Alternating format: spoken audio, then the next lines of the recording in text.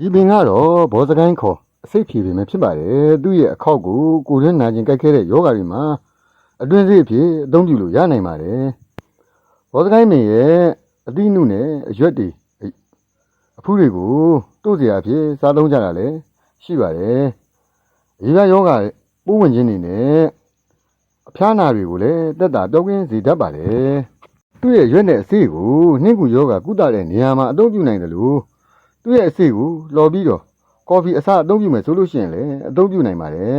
။ချောင်းဆိုးခြင်းနဲ့ဝက်သက်ယောဂအရေပြားယောဂတွေကိုတက်တာပြောင်းကင်း